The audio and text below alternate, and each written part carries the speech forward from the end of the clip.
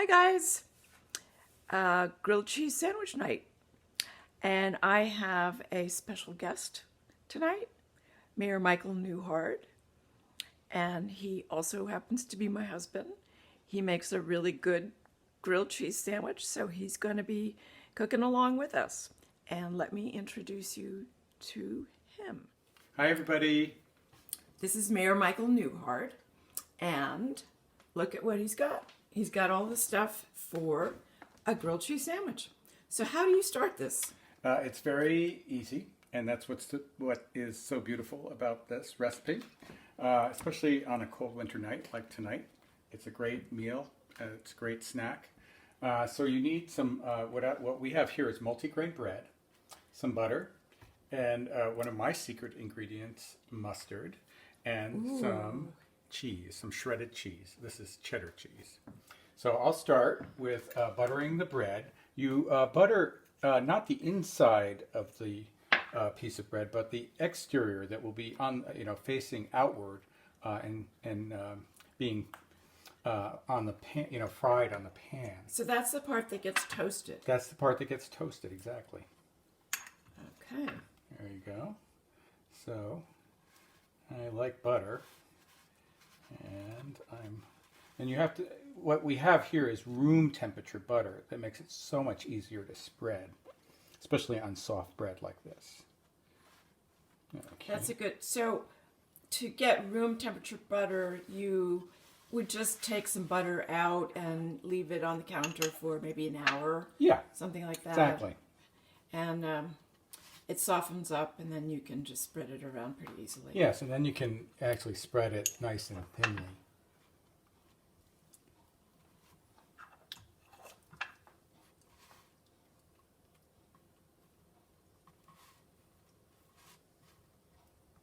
Here we go. So that looks pretty good. Pretty good, yep. And you want to get all the edges too, right to the edge of the piece of bread. So the next thing is to start your stove top, and we have this really lovely stove, and I have it on medium-low heat, so it doesn't burn, and it gives the cheese time to melt.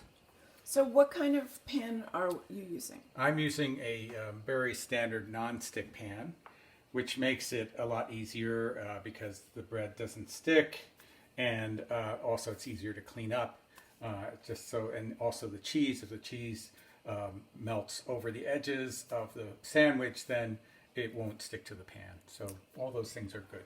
Yeah, so sometimes I use a cast iron pan, but it's a little bit different because cast iron is heavy. It takes a while for it to heat up evenly, and with a nonstick it goes a lot faster. It does, yes.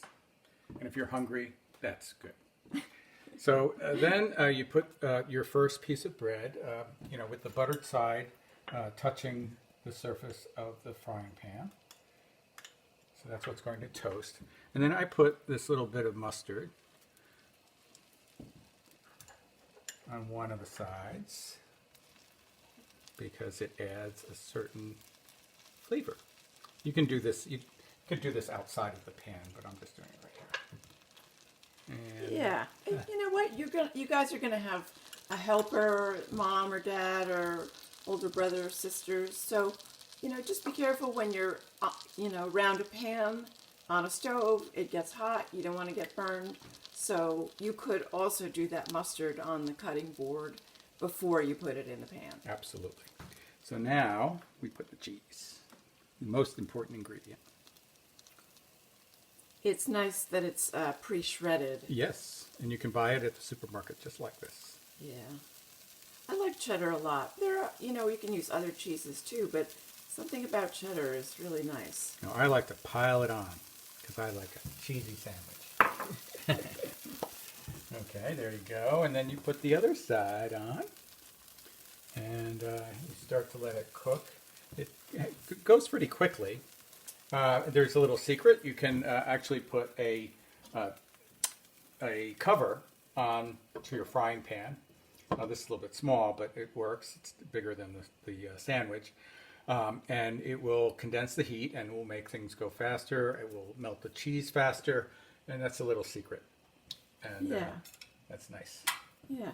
Seems like maybe the cheese and the browning of the bread need to go almost at an even rate so that you don't get a browned surface but no melted cheese. That's right. They need to happen at the same time. So this is the little trick. I like to do this too. Yeah.